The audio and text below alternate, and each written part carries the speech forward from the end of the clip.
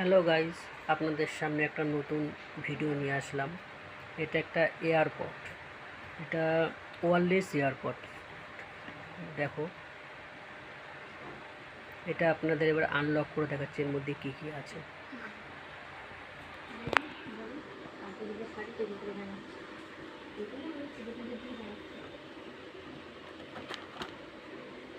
একদম নিউ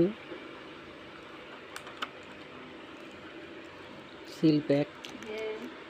দেখো, seal pack করা, সিল প্যাক খুলছি।